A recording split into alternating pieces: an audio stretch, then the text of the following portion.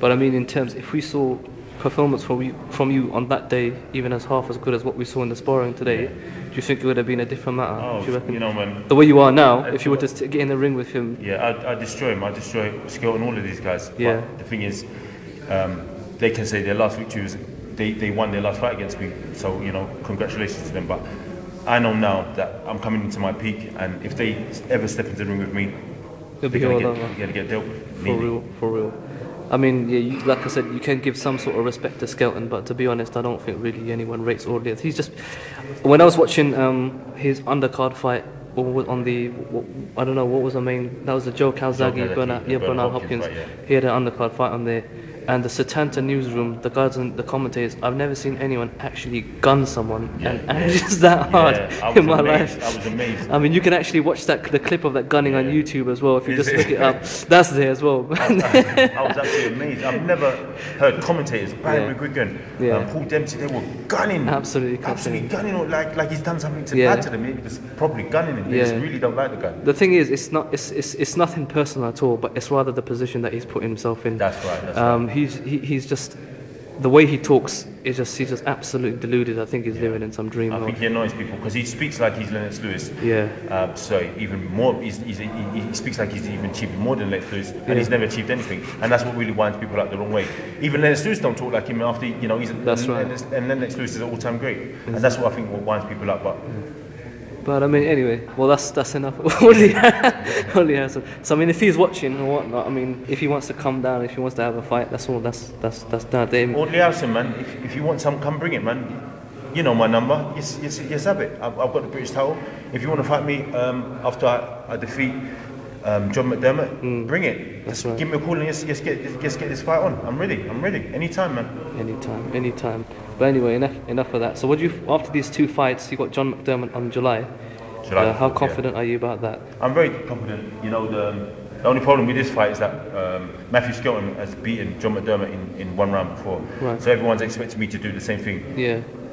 You know, John McDermott. But the only problem is John McDermott is a very good fighter. He looks fat, he looks out of shape, but the guy can fight, trust me. And his fights on YouTube against Pelly Reid, so you can see the combination this guy can throw. He's a very good fighter, so I've got to really be on form for this guy. Trust me, John McDermott can fight. That's right. So obviously you can't underestimate any opponent regardless of, you know, someone, a mate of mine saw, he's a fan of boxing, and he watched John McDermott. I said, what do you make of the fight with Danny Williams? He goes, John McDermott, he ate all the pies. He ate all the pies. But still, you can't underestimate anyone. You have to respect whoever you get into the ring with, basically. He reminds me of an old fighter called Tony Tubbs. He looks fat and he's out of shape, but when you see his hands go, he can throw very fast shots. He's a very good fighter. What a name, eh? Tony Tubbs. Speaking of Tony, what happened about that James Toney article that came in the Sun? What came of that? The thing is,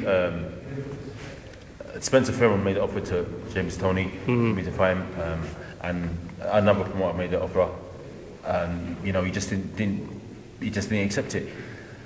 He said he wanted $1 million to fight Danny Williams, and I'm thinking, who's going to pay that? So he basically bought himself out of the fight, so there's never going to be a fight with me and James Toney. Right. Who I rate is a fantastic fighter. I think he's an absolutely superb fighter, and I watched a lot of James Toney. If you watch my spar, a lot of the shoulder moves, that's right. These are all from James Toney. John Toney is an absolute superb fighter. I love him, and I think he's absolutely superb. In fact, after this fight, I'd like to go to America and actually watch him train, because I think he's absolutely superb. He's an absolute genius. He's a genius.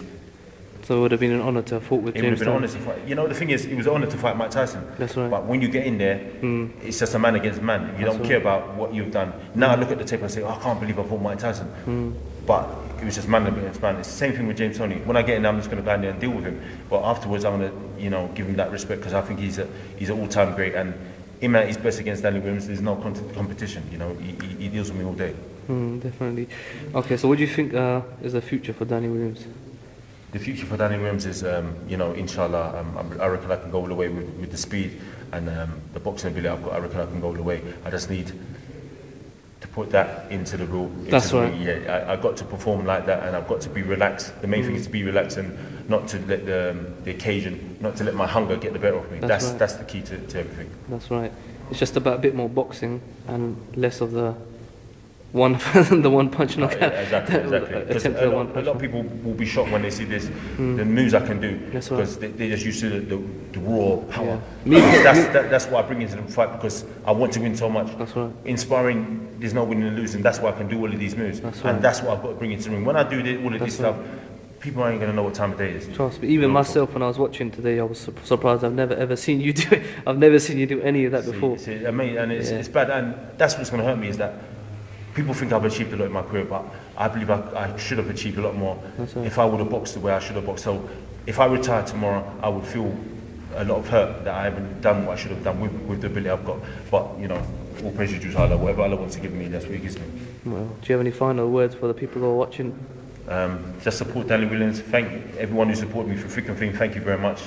And, you know, peace to my Muslim brothers and sisters. Assalamu alaikum wa rahmatullahi wa barakatuh.